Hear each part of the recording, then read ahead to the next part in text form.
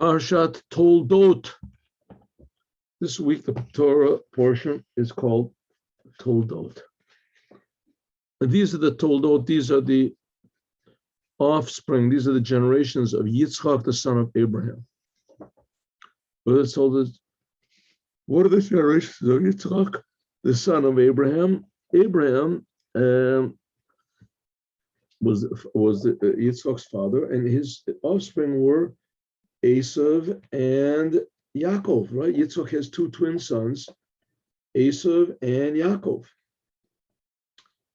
And so that's what the sentence should say. These are the generations of Yitzchak, the son of Abraham, Eisav, and Yakov, right? And that's what, in fact, Rashi says. These are the generations, the offspring of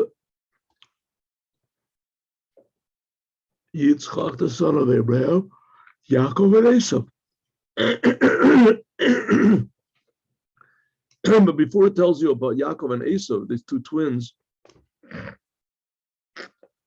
that were born in very strange circumstances, as it tells you another thing, Avram holided Yitzchak.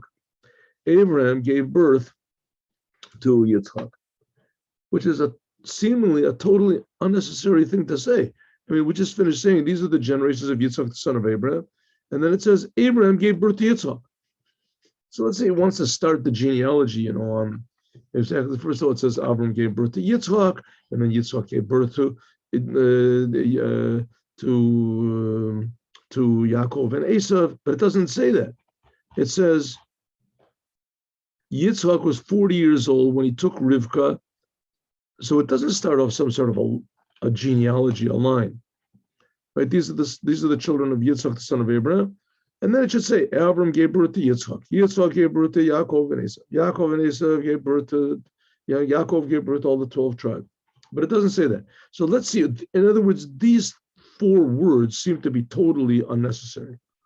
And if it wasn't for the fact that God himself wrote this, you'd say that it was some sort of maybe a mistake or an error, or maybe it's poetic license.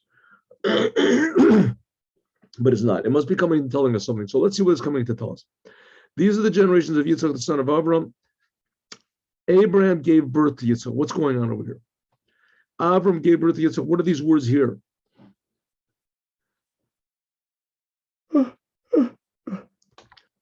One explanation is that after God called his name of Abraham, his name was first Avram, and then when he was Avram, he gave birth to Ishmael.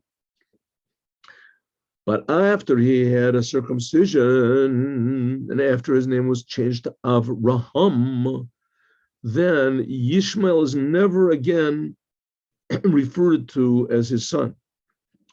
The only one referred to as his son is Yitzchak. Afterwards, he gave birth to Yitzchak. Another explanation, because it said that Yitzchak ben Avram, so because it said that Yitzchak is the son of Abraham, so we have to say that Abraham gave birth to Yitzchak. Why? Because the Leitzani Hador, the jokers, the comedians of the generation, comedians were always in existence. They said, Avram, at least they were as soon as the Jewish people came, they were saying, Avimelech nit'ar brasora. That Abraham said, well, look at this, I have a baby, a boy, well, wonderful. And everyone said, oh, come on, Abraham, wake up. This is not your son. They fooled you. Well, how do I know? How do you know they fooled you? Because there were many years that Abraham and Sarah were married, and they didn't have any children. So when did she have children? After she was kidnapped by Avimelech. Remember that last week? She was kidnapped by Avimelech. And this was when Abraham was 99 years old. She was kidnapped by Avimelech. And then she came out, oh, she's got a child. So everybody said, listen, the child is not from Abraham, it's from this Avimelech. What did God do? He made the face of Yitzchak look exactly like that of Abraham. so that everyone would testify, and they'd say, whenever Abraham said, and that Yitzchak is my son, they would look at him, they say, oh, Abraham gave birth to Yitzchak. Avram Yitzchak. That's what it says here, Yitzchak ben Avram.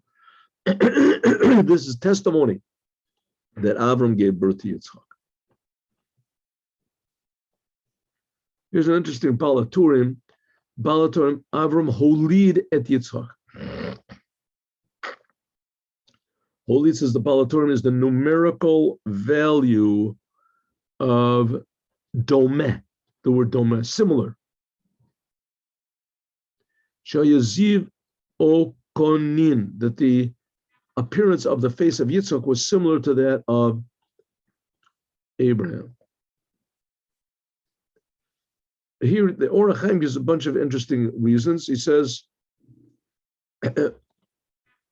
Rabbi Chaim ben Atar, we have to understand why when it says the generations of Yitzchak, that B'makom she'yazkir told us, instead of it just saying who are exactly the children of Yitzchak, it mentions who is the father of Yitzchak. Right? It's supposed to say these are the generations of Yitzchak, the son of Avram, and then say what the generations are. No, it says, instead of telling who Yitzchak's children are, it says who Yitzchak's father is. Why?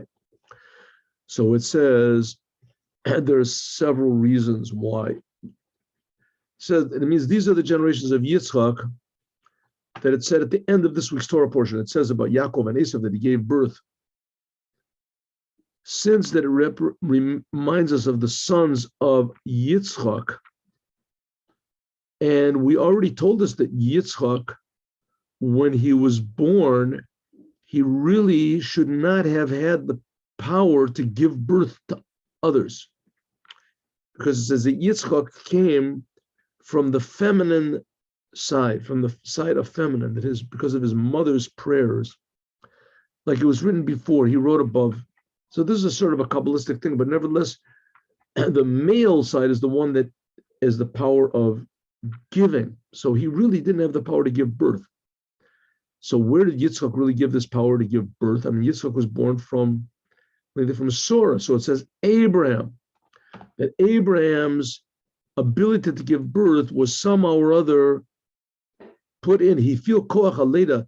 That Abraham was the one who put the power of birth into Yitzchak. That he drew down into a soul that was able to give birth. When did this happen? Through the Akedah.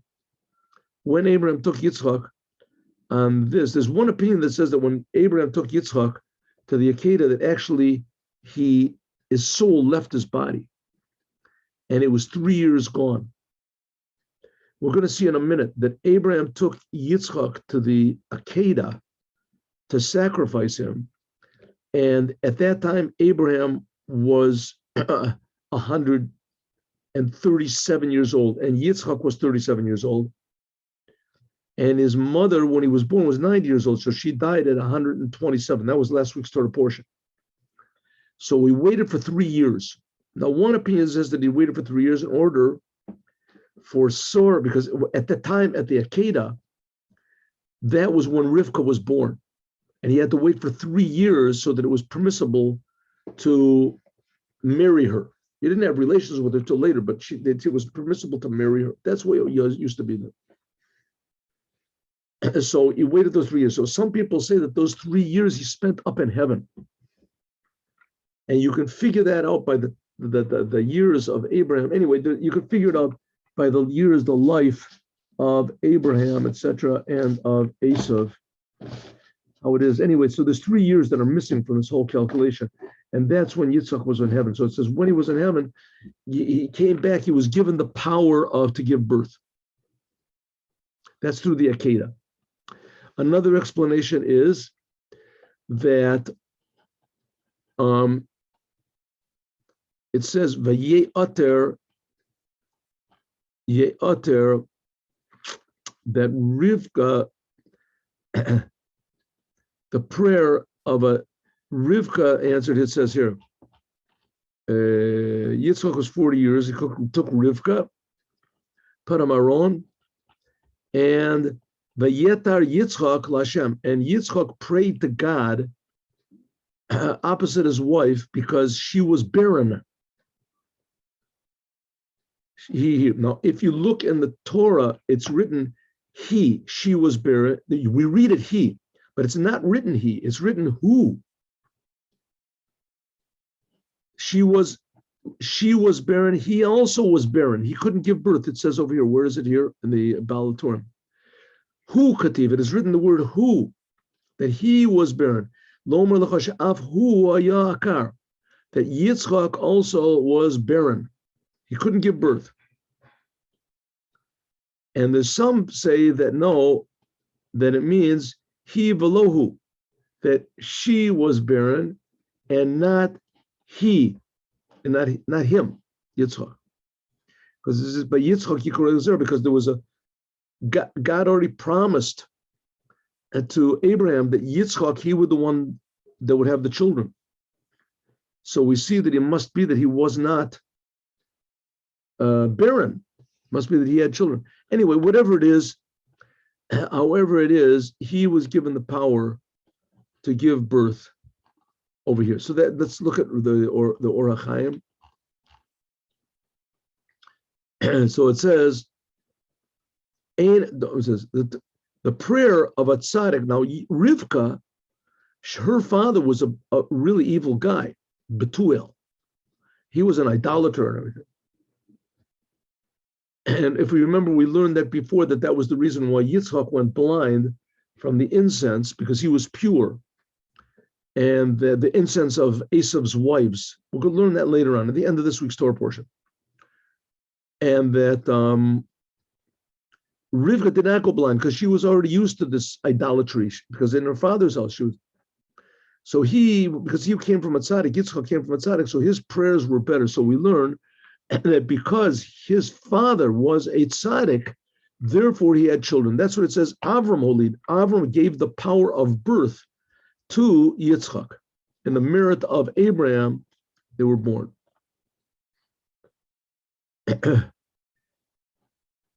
All right, a lot of interesting things, but let's continue on, because there's very beautiful explanations, especially the HaChaim. He was holy, a holy Kodesh Kadoshim. Let's just go further. Come. This is to whet everybody's appetite to learn more.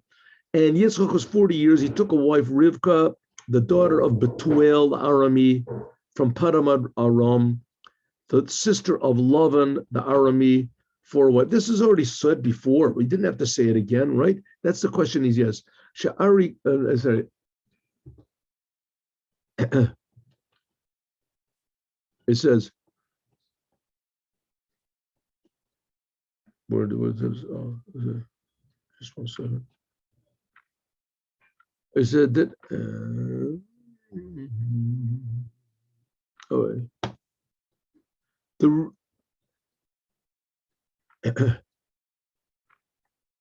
He said the reason it comes to tell you that he was 40 years old when he took Rivka, and it doesn't say that by any of the other Abraham and anybody how old they were when they got married, because it's coming to tell you what was the reason that Yitzchak delayed getting married. He was 37 years old when he was at the Akedah. Why did he have to wait? He said because he had to wait to take Rivka, because until 40 years old, and that's when that before she was not his match, like we wrote before, and because she was too young. She was born at the time of the Akedah, and she became and she was born at the time of the Akedah.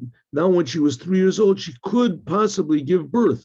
So now we can't have any complaints about Yitzchak that he waited until that time, because that was she had to wait for her to be 3 years old.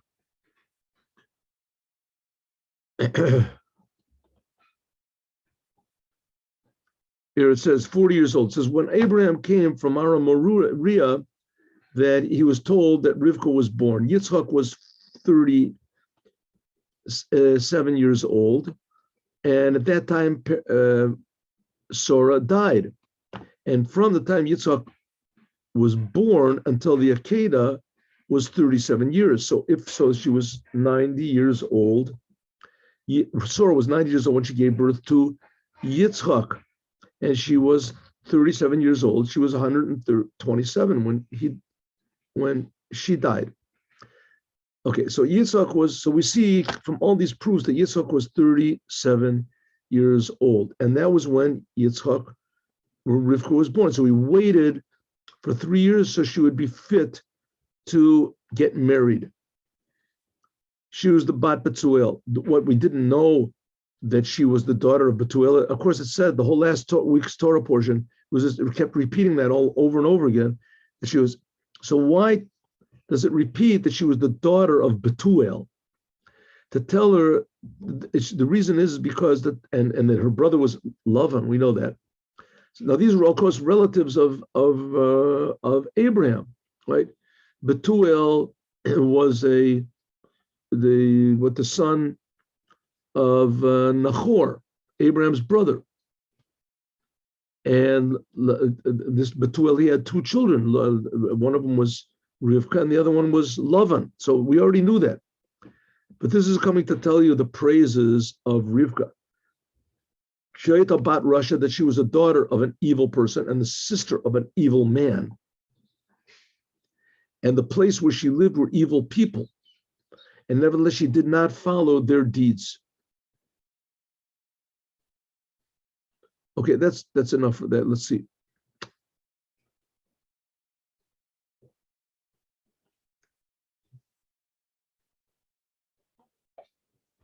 It says that she was the daughter of Lavan Arami. And that's why that because she had this side, this evil brother, and we said that when you marry a girl, you're supposed to look at her brothers. In any case, I guess it was worthwhile so that Yakov would be born, but because of the side of Lavan, that Eisav came out. That's what the Sephorno said. And Eisav is going to be evil. We'll see. He is similar to the brother of his mother. Eisav was his mother was, of course, Rivka, and her brother was Lavan. So Yitzchak prayed to God opposite his wife because she was barren, and she prayed to God. And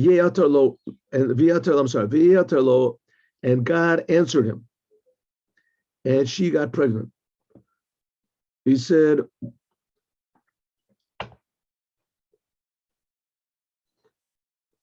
so that's what it says. He answered, God answered the prayers of Yitzchak. And that's what we said before. It's not similar to the prayer of a tzaddik who has a father who's a tzaddik. To a tzaddik, Rivka was a tzaddik, but she was the daughter of a Rasha. So therefore, God answered his prayers and not her prayers. So we see, first of all, already that there are certain people that, their prayers are more effective than other people's. And that's why people went to tzaddikim, they went to Elijah the prophet, they went to Lubavitcher Rebbe, they went to the Baba Sali, these people have amazing ability to have their prayers answered.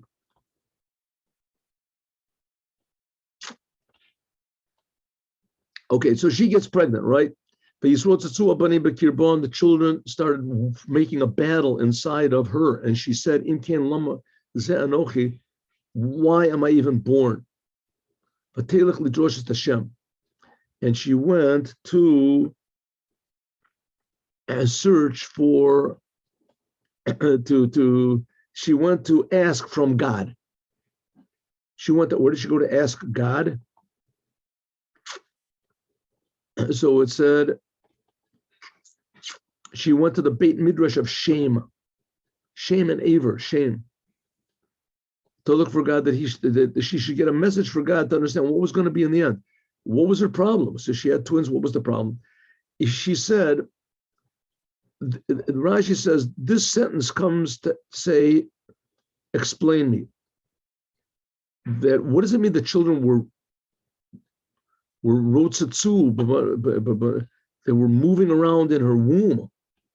So what? I mean, what's the problem? And then she said, if so, why am I alive? Just because she had an active baby or who knows what?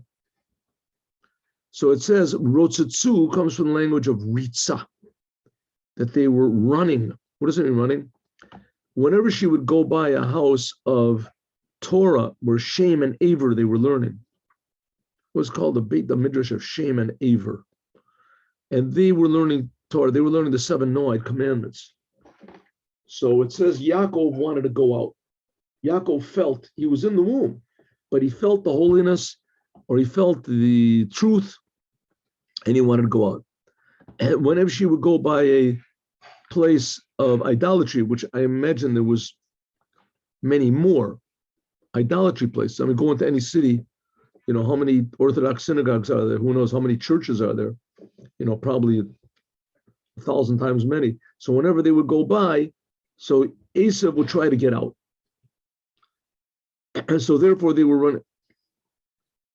Okay, that's another explanation. Another explanation is Mitzrot Sim Zem Zeh, they were fighting inside of her womb about who would get this world. According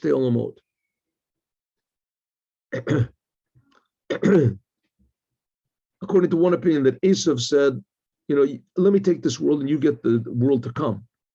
And Yakov was saying, no, it doesn't work that way. I mean, the God is one, and he wants this world to be also willing. Okay. But Tomerim Kane, so God, because she was having this pain of pregnancy, why was I praying to get pregnant? What was the point of me praying to get pregnant? Here, let's look at this Bal HaTurim. It says one was going, okay, so rotzatsu. So it's 2 times tzav. The word tzav means idolatry. And the word tzav also means a commandment. So it says one of them went after the tzav ben Israel, the commandments of the Jewish people, and one of them went after idolatry. Like it says, hol achrei tzav. Tzav also means idolatry. This one is trying to destroy the tzav of this one, and this one the tribe of the other one. In other words, Yakov said, stop idolatry, and Eisav was saying, listen, you stop your commandments. It says, lidrosh et Elokim. Lidrosh is the gematria Shem ben Noach. Here the Kli Ykar says something very interesting. The Kli Ykar says that when she would go by a place of learning Torah, the child would want to get out. When she went by a place of idolatry, the child would want to get out. So she thought that there was only one child. And she thought that maybe he had some sort of a bizarre split personality. Maybe Chas v'Shalom stay reshut yesh. Maybe he thought that this was a, what do they say, a reform rabbi. That, he believes in idolatry, but he also believes in, God a little bit, at least something, you have to do, at least calls himself Jewish. But on the other hand, idolatry is also okay. Can make a wedding in a church, and no problem. Anyway, she thought it was one child and that he had this schizophrenic soul that was for Torah and mitzvahs, and whenever it was convenient, he would also do idolatry. Therefore, she said, well, I don't need a child like that. My child is going to be an idolater, so I don't need there's millions of idolatrous children in the world. What's the advantage? This was I was praying for. There were shtei reshuos that they're going to worship two gods. Therefore, she went to look for God. What does it mean?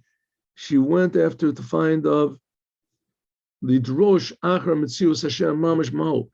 She wanted to find out why God would do such a thing like this to her, and what does God want from her? God said to her. So God spoke to her, and He said, How? It says by means of a shliach, by means of a messenger, shame. To shame, he said, Beruach HaKodesh. And the Shem was one of the sons of Noah.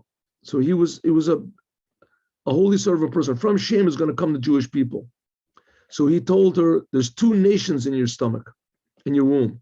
And there's two races are going to come from him. And one will fight against the other.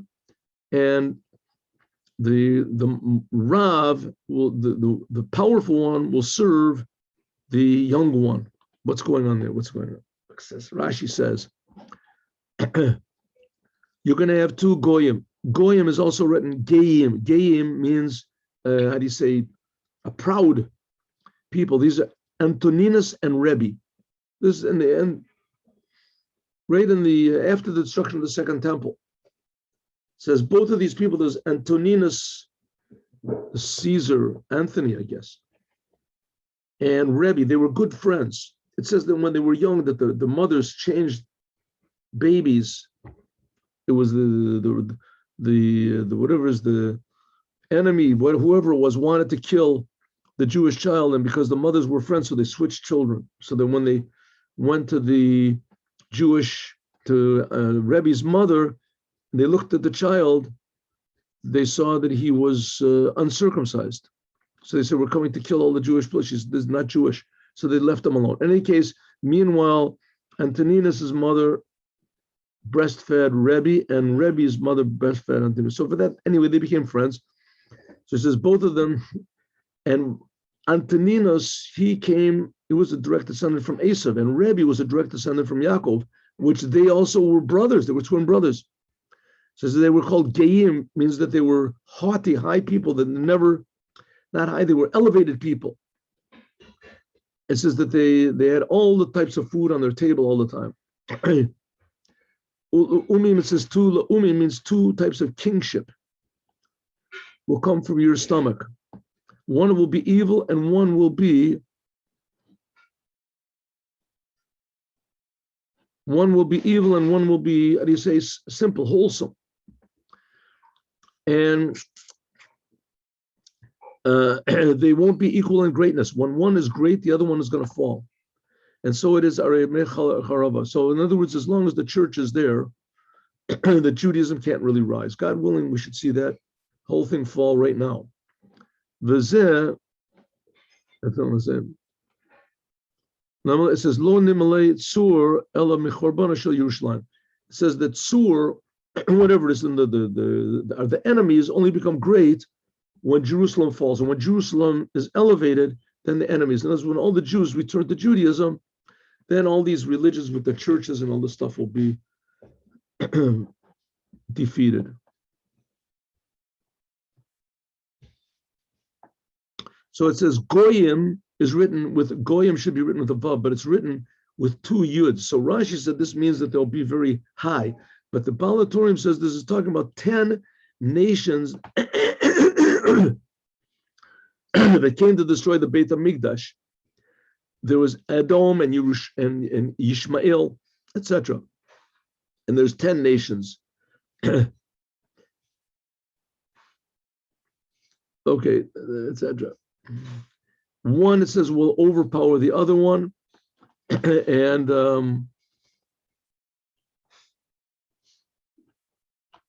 when the one overpowers the other one, then they'll rule. But they can't rule together.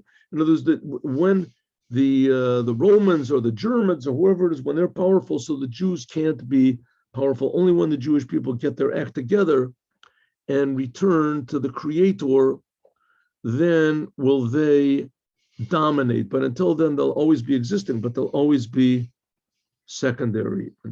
That's one of the big things of Mashiach. Here, let's look at the Safrano. So for 2 nations, this is the reason that they were running, because there were 2 nations, and two whatever is nationalities, that they will be separated, 2 different kingships. And Mimaraif Yiprid, they will separate from your womb. Neither one of them will die in childbirth. They won't die, one of them, Lo yamut echad me'em b'hitrotzut. Neither one of them will get killed in this battle that they're fighting within your womb. And she gave birth, her days filled, and she gave birth to twins. There were twins in her stomach. It says of a Tamar, but it says by Tamar. Remember when there was born when Yehuda had relations with Tamar, and she gave birth to Peretz and Zerach. So it says that it came the time of her birth. Her days weren't filled because by Tamar, it says that she gave birth at 7 months. But she gave birth, Vahine Tomim, it says Tomim, it's written without a yud here. There should be a yud. Why? By Tamar, it says Ta'umim. It's written clear. Because both of them were tzaddikim. It says Peretz and Zerach. But here one was a tzaddik and the other one was evil. Anyway, the first one came out, Admoni came out red. Kulo ka'aderes sa'ir. Or Admoni kulo, he was all red. Ka'aderes sa'ir, like a cloak of hair, like reddish hair. And his name was called Eisav. Eisav means he was already complete. Shahaya Naseh Benigmar Besaro. He came out all hairy. And what does it mean he was red? It's a sign that he was going to be a murderer. But he was full of hair like a garment of us. And afterwards came out his brother, and his hand was holding on to the heel of Eisav. Eisav came out first, but Yakov came out second, and his hand was holding on to the heel of Eisav. Vayikra Shimon, his name was Yakov. Yakov from the Akiv was holding on to the heel. And Yitzchak was 60 years old. Beleretotam. Yitzchak was 60 years old when he was. So we see that he waited for 20 years. There was 20 years they didn't have any children. He was 40 years when he got married. It says Yitzchak was 40 years, so he was 60 years when he gave birth to both of them, Yaakov and Eisav. And it says that the children got older. Eisav was a person that knew how to hunt. He was a man of the field. And Yaakov was a simple person, wholesome. And he sat in tents. What does this mean? We'll find out tomorrow. This is going to be the basis for the coming of Mashiach. And Eisav is going to be the power that is going to prevent the Jews, good power that destroyed the temples and keeps us in exile to now. And essentially that's the church. So we can look forward to the destruction or the fall of Rome very soon in our days. Have a good day with Mashiach now. See you tomorrow, God willing, at 8:15 in the morning.